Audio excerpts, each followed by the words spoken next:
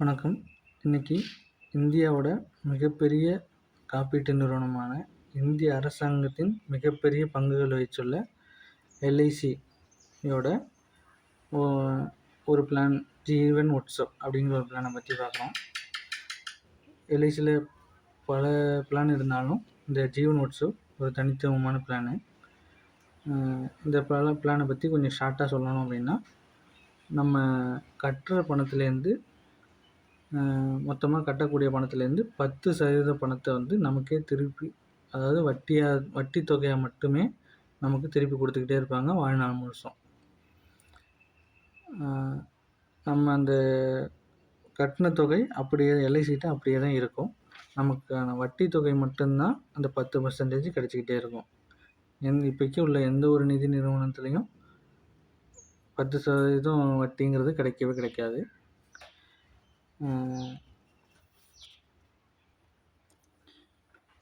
இந்த 10% பணம் திருப்பி கொடுக்குறங்கிறது உங்கள் அசல்லேருந்து குறையவே குறையாது. வெறும் வட்டி தொகை மட்டும்தான் உங்கள் வாழ்நாள் முழுசும் கிடச்சிக்கிட்டு இருக்கும். அந்த அசல் அப்படியே தான் இருக்கும் சேமிப்பில். எப்போ வேணும்னாலும் அந்த பாலிசி பத்திரத்தை திருப்பி கொடுத்து அந்த அசல் தொகையை வாங்கிக்கலாம். சப்போஸ் இல்லைன்னாலும் வாழ்நாள் இறுதியில் அவங்க வாரிசுக்கு இறப்புக்கு பிறகு அவங்க வாரிசுக்கு அந்த அசல் தொகை அப்படியே போயிடும். இதில் வந்து 30 நாள் ஆன குழந்தை கூட அந்த பாலிசி எடுக்கலாம். பாலிசிக்கு வந்து பர்த் சர்டிஃபிகேட் கட்டாயம் இருக்கணும். அது அதிகபட்ச வயசு வந்து 65 வயசு. அதிகபட்சம் எந்த ஒரு பாலிசிலையும் வந்து 50 வயசு தாண்டினவங்களுக்கு பாலிசி கொடுக்க மாட்டாங்க. ஆனால் இந்த பாலிசியில் மட்டும்தான் 65 வயசு வரைக்கும் பாலிசி எடுத்துக்கலாம். இப்போ நான் ஒரு குழந்தைக்கு பாலிசி எடுக்கணுன்னா, ஒரு உதாரணத்துக்கு 5 வயசு அப்படின்னு போடுறேன். இதில் வந்து நம்ம பிபிடியில் 11 வருஷம் இருக்குது. நம்ம ப்ரீமியம் பேயிங் டைம்னு சொல்லுவாங்க. நம்ம இது வந்து நம்ம ப்ரீமியத்தை கட்டக்கூடிய காலத்தை நம்மளே தேர்ந்தெடுத்துக்கலாம். 11 வருஷம் கட்ட போகிறீங்களா, 12 வருஷமா, 15 வருஷமா, 16, அதிகபட்சம் 16 வருஷம் வரைக்கும் அதை நம்ம முடிவெடுத்துக்கலாம். எத்தனை வருஷம் நம்ம கட்டணும் அப்படிங்கிறத. குறைஞ்சபட்சம் 11 வருஷத்தையே தேர்ந்தெடுத்துக்கிறேன். இதில் 2 வருஷம் காத்திருப்பு காலங்கிறது ஒன்று உண்டு. 11 வருஷம் கட்டி முடித்தாலும் அடுத்த வருஷமே உங்களுக்கு பணம் கிடைக்காது. 2 வருஷம் காத்திருப்பு காலம் இருக்கும். 2 வருஷம் காத்திருப்பு காலத்துக்கு பிறகு தான் உங்களுக்கு பணம் கிடைக்க ஆரம்பிக்கும். அடுத்தது இதில் வந்து குறைஞ்சபட்ச பாலிசி சம் அஷ்யூர்டு வேல்யூ வந்து 5 லட்ச ரூபா பாலிசி தான் குறைஞ்சபட்சமாக எடுக்கலாம். அதிகபட்சம் எவ்வளோ நாளும் எடுத்துக்கலாம்.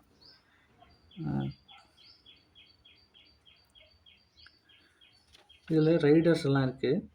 இதில் என்ன ஆக்சிடென்டல் டெத்து அண்ட் டிசபிலிட்டி, அதாவது ஆக்சிடென்ட்னால, விபத்தால், அதாவது தற்கொலை, கொலை, நார்மல் டெத்து இல்லாமல் ஆக்சிடென்டலாக, இப்போ தொழிற்சாலை விபத்து, சாலை விபத்து, இதனால் எந்த ஒரு விபத்தாக இருக்கிறவங்களுக்கு இல்லை ஊனம் அடைகிறவங்களுக்கு இந்த rider AB and DB rider choose பண்ணிக்கணும். இது வந்து இதனால் எதுவும் ப்ரீமியம் வந்து பெருசாக அதிகரிக்காது. அதனால் கண்டிப்பாக இதை எடுத்துக்கிறது நல்லது. அடுத்தது டேர்ம் ரைடர். டேர்ம் ரைடரில் நீங்கள் எடுத்தால் மட்டும்தான் சப்போஸ் மரணம் ஏற்பட்டால் அந்த தொகை வந்து டபுளாக கிடைக்கும். இப்போ 5 லட்ச ரூபா பாலிசின்னா, நான் உதாரணத்துக்கு மட்டும் தான் சொல்கிறேன், 10 லட்ச ரூபாய்க்கு மேலே கிடைக்கும். இல்லைன்னா அதை விட கம்மியாக கிடைக்கும். டேர்ம் ரைடர் எடுக்கணும் சூஸ் பண்ணலை அப்படின்னா. இந்த டேர்ம் ரைடர் சூஸ் பண்ணி நீங்கள் பாலிசி எடுக்கணும் அப்படின்னா கண்டிப்பாக மெடிக்கல் செக்கப்பு போய் ஆகணும். இது வந்து ஆப்ஷனல் தான். டேர்ம் ரைடர் நீங்கள் எடுக்கணும் எடுக்க வேணாம் அப்படிங்கிறதெல்லாம் கட்டாயம் கிடையாது. நீங்கள் டேர்ம் ரைடர் எடுக்கணும் அப்படின்னு எடுத்தால் டபுளாக கிடைக்கும் இறப்புக்கு பிறகு அந்த தொகை. ஆனால் இதை எடுத்தால் பாலிசிதாரர் வந்து ஒரு மெடிக்கல் செக்கப்பை அட்டன் பண்ணி ஆகணும். இன்னொன்று பிடபிள்யூபி அப்படிங்கிறது என்னென்னா, இது வந்து குழந்தைங்களுக்கு மட்டும்தான் அந்த ஆப்ஷன் இருக்கும். குழந்தைங்களுக்கு ஒரு குழந்தையின் பேரில் பாலிசி எடுக்கணும் அப்படின்னா என்னென்னா, அவங்க குழந்தைக்கு பெற்றோர் தான் 18 வயசு அந்த குழந்தைங்கிறது வந்து 18 வயசு வரைக்கும் தான் குழந்தை. 18 வயசு வரைக்கும் அந்த உரிமை வந்து பெற்றோருக்கு தான். அதாவது அந்த பாலிசிக்கான ப்ரீமியம் வந்து கட்டுறது, அந்த குழந்தைக்கு பேரில் கட்டுறது வந்து அவங்க அம்மா, அப்பா அவங்க தான் கட்டுவாங்க. இதில் வந்து வேலை செய்கிற பெண்ணாக இருந்தால் பெண்ணை சூஸ் பண்ணிக்கலாம் நம்ம. இல்லைன்னா மேக்ஸிமம் வந்து அப்பாவை மட்டும்தான் நம்ம சூஸ் பண்ணலாம். அம்மாவை சூஸ் பண்ணணுன்னா அவங்க வேலை செய்கிறவங்களா இருக்கணும், வேலை பார்க்குறவங்களா இருக்கணும். அப்பாவுக்கு வந்து வயசு வந்து ஒரு 50ன்னு வச்சுக்கலாம். எத்தனை வயசு வேணாலும் இருக்கலாம் அப்பாவுக்கு. அப்பாவுக்கு சூஸ் பண்ணும்போது அந்த பாலிசி எடுக்கிற காலம் இப்போ 11 வருஷம் பணம் கட்டணும் அப்படின்னா 11 வருஷத்தில் சப்போஸ் துரதிருஷ்டவசமாக அவங்க அப்பாவுக்கு ஏதாவது ஒரு மரணம் ஏற்பட்டால் மீதி உள்ள காலத்துக்கு அந்த குழந்தைக்கு எல்ஐசியே பணம் கட்டும் அந்த பாலிசிக்கு. அது மட்டும் இல்லாமல் அந்த பாலிசி முடிஞ்சால் என்ன பெனிஃபிட் கிடைக்குமோ அதே பெனிஃபிட்டும் குழந்தைக்கு வாழ்நாள் வருஷம் கிடைச்சிக்கிட்டே இருக்கும். இது வந்து 18 வயசுக்குள்ளே உள்ளவங்களுக்கு குழந்தைங்களுக்கு எடுத்தால் மட்டும்தான் இந்த ஆப்ஷனு. இப்போ என்ஆர்ஐங்கிற ஒரு ஆப்ஷன் இருக்குன்னா என்ஆர்ஐ சூஸ் பண்ணிங்கன்னா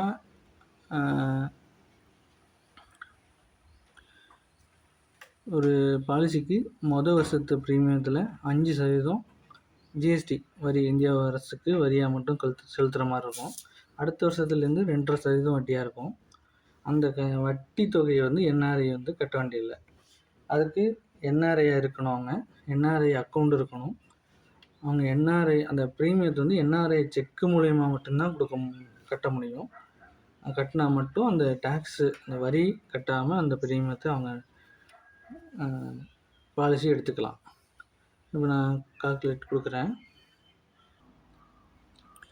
இப்போ பார்க்கலாம். இப்போ நம்ம சூஸ் பண்ணது வந்து 5 லட்ச ரூபாய்க்கான பாலிசி. அவங்க வந்து குழந்தை வந்து 95 வயசு வரைக்கும், அதாவது 100 வயசு வரைக்கும் இந்த பிளான் இருக்கும்னு 95 வயசு காமிக்குது. ப்ரீமியம் பேயிங் டைம் வந்து 11 வருஷம் பணம் கட்டணும். 2 டிஃபர்மெண்ட் பீரியட் அப்படின்னா 2 வருஷம் வெயிட் பண்ணணும். டேர்ம் ரைடரு 2 தான் ஆட் பண்ணியிருக்கோம். அதுக்கான 5 லட்ச ரூபா காமிக்குது. அப்புறம் இது நம்ம இயர்லி எடுத்தோம்னா இயர்லியாக தான் நம்ம வருஷத்துக்கு ஒரு தடவை தான் பணம் கட்டணும் அப்படிங்கிறது எந்த கட்டாயமும் இல்லை. நான் ஃபஸ்ட் இயர் வந்து 5% ஜிஎஸ்டின்னு சொன்னேன்ல, அப்போ 5 வருஷம் ஜிஎஸ்டிங்கிறதுனால ஃபஸ்ட் இயருக்கு மட்டும் ப்ரீமியம் கொஞ்சம் அதிகமாக கட்டுற மாதிரி இருக்கும். 55,224. அது ஜிஎஸ்டி மட்டுமே 2,378 ரூபா ஜிஎஸ்டி மட்டுமே இருக்குது. அது 2வது வருஷத்துலேருந்து 2.5% தான் ஜிஎஸ்டிங்கிறதுனால அடுத்த வருஷத்துலேருந்து பாலிசி முழுசும் இந்த அமௌண்ட் 2வது உள்ள 54,035 ரூபா தான் கட்டுற மாதிரி இருக்கும். இதை இயர்லி ஒன்ஸ் தான் கட்டணும் அப்படின்னு கிடையாது. ஆஃப் இயர்லி, அதாவது 6 மாதத்துக்கு ஒரு தடவையும் நம்ம சூஸ் பண்ணிக்கலாம். 6 மாதத்துக்குனா 28,112 ரூபா. இல்லை குவார்ட்டர்லி அப்படின்னா 3 மாதத்துக்கு ஒரு தடவையும் நம்ம சூஸ் பண்ணிக்கலாம். 14,168 ரூபா. இல்லை மந்த்லி மாதம் கட்டணும் அப்படிங்கிற மாதிரியும் நம்ம சூஸ் பண்ணிக்கலாம். ஆனால் கொஞ்சம் கணக்கு பண்ணி பார்த்தீங்கன்னா கொஞ்சம் மாதம் யூஸ் பண்ணும்போது கொஞ்சம் கூடுதலாக இருக்கும். ரொம்ப வித்தியாசம் வராது. கொஞ்சம் 100-200 வித்தியாசங்கள் வரும். இப்போ நான் மாதம் சூஸ் பண்ணும்போது 4,757 ரூபா இருக்கும். இதில் வந்து ஷார்ட்டாக சொல்லியிருக்காங்க என்னென்னா, அந்த வாழ்நாளில் அந்த 11 வருஷத்தில் கட்டக்கூடிய தொகை வந்து 5,95,574 ரூபா மொத்தத்தில் கட்டியிருப்பாங்க. ஆனால் மொத்தமாக அவங்க 100 வயசு வரைக்கும் கிடைக்கக்கூடிய தொகை வந்து 41,50,000 ரூபா கிடைக்கும். இதில் சம் இன்சூர்டு 5 லட்சம், கேரண்டட் அடிஷன் அப்படிங்கிறது, அதாவது அந்த கட்டுற காலத்தில் உங்களுக்கு வட்டி, அதாவது ஆர்டி மாதிரி நீங்கள் கட்டுவீங்க. மாதம் இல்லை 6 மாதம் ஒரு ரூபா, அந்த 11 வருஷத்துக்கு நீங்கள் கட்டுவீங்கள்ல, அந்த வருஷத்துக்கான வட்டி இப்போ ஆர்டிக்கு வந்து 2,20,000 ரூபா அவங்க அந்த அக்கௌண்ட்டில் உங்கள் அந்த பாலிசியில் ஆட் ஆகிடும். கேரண்டட் அடிஷனுங்கிறது அதுதான். லைஃப் லாங் இப்போ 5 லட்ச ரூபாய்க்குள்ள 10% அப்படின்னா 50,000. இந்த 50,000 தான் வாழ்நாள் முழுசும் கிடைக்கும். டிஃபர்மெண்ட் பீரியட், அது வெயிட்டிங், அதாவது காத்திருப்பு காலங்கிறது 2 வருஷம். குழந்தையோட எத்தனாவது வயசுலேருந்து கிடைக்கும் அப்படின்னு போட்டிருக்காங்க.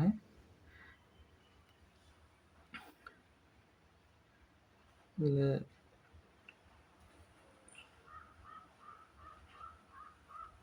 இது பாலிசியோட முக்கியமான பாயிண்ட்ஸ் எல்லாம் ஹைலைட்ஸ் எல்லாம் சொல்லியிருக்காங்க. இப்போ குழந்தை வந்து 5 வயசுலேருந்து நம்ம சூஸ் பண்ணியிருக்கோம். 5 வயசுலேருந்து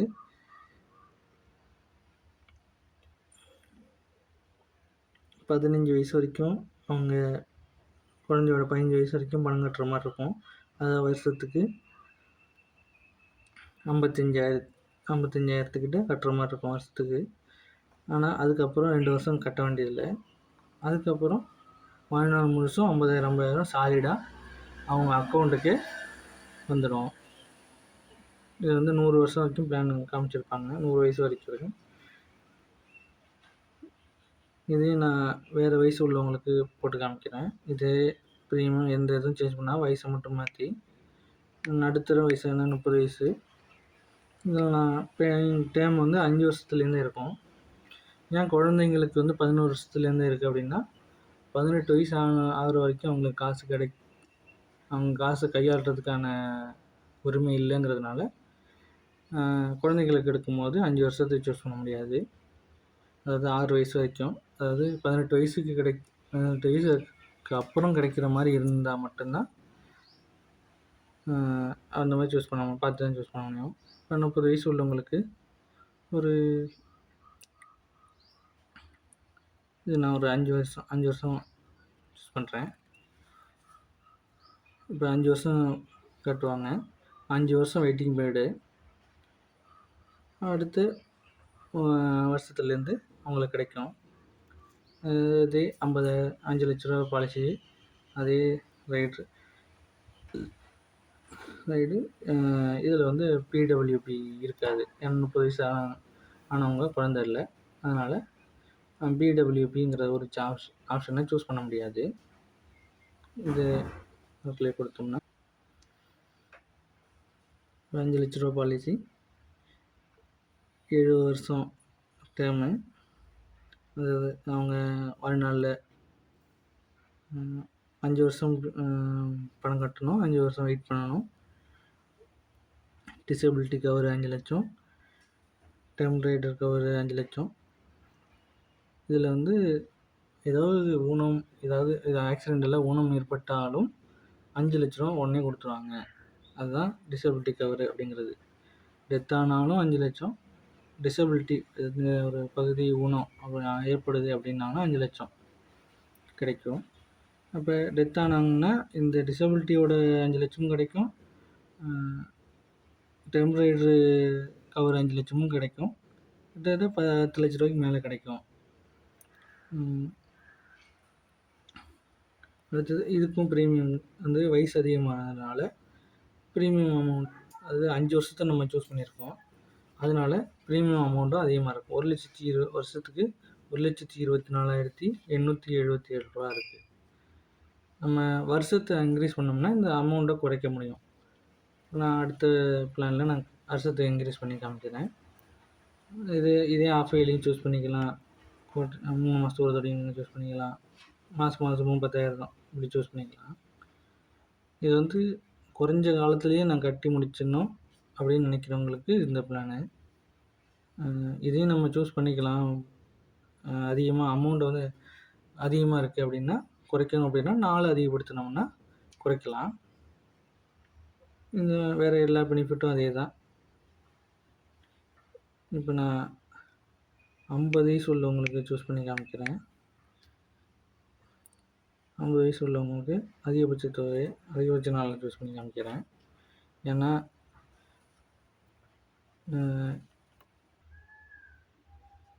என்னோடய அட்வைஸ் என்னென்னா, அதிகமான வயசு உள்ளவங்க வந்து அதிக நாள் கட்டுற இதை சூஸ் பண்ணலாம். ஏன்னா அதிக நாளுக்கான அவங்களுக்கு கவரேஜ் இருக்கும் அப்படிங்கிறது என்னோடய ஐடியா. இப்போ 16 வருஷம் கட்டணும், 2 வருஷம் வெயிட்டிங் பீரியடு, 5 லட்ச ரூபா பாலிசி. எல்லாமே term rider, AB rider calculate கொடுத்தோம்னா இதுதான் 50 வயசு உள்ளவங்களுக்கு. அதே ரூ. 5,00,000 பாலிசி 16 வருஷம் கட்டி 2 வருஷம் வெயிட்டிங் பீரியடில். இப்போ இது வந்து இயர்லி வந்து ரூ. 45,813 குவார்ட்டர்லி. ஆஃப் இயர்லிக்கு எவ்வளவு? மாதம் மாதம் ரூ. 3,912. இது எல்லாமே இதே தான். நான் இன்னொரு சாய்ஸ் காமிக்கிறேன். 30 வயசு உள்ளவங்களுக்கு இப்போ 5 வருஷத்துக்குள்ள ஒரு தடவை காமிச்சிக்கிறேன்.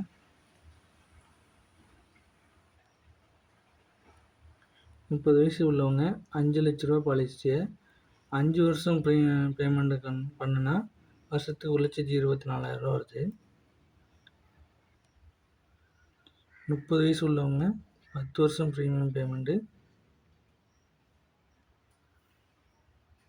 பண்ணி அதாவது 2 வருஷம் வெயிட்டிங் பீரியடோடு இருந்தால் பண்ணால் வருஷத்துக்கு வந்து 64,701 கட்டணும். Monthly, quarterly, ஆஃபர்லி. இதே 30 வயசு உள்ளவங்க 15 வருஷம் கட்டுறாங்க, அதே அமௌண்ட்டை ரூ. 5,00,000 பாலிசி எடுக்கிறாங்க அப்படின்னா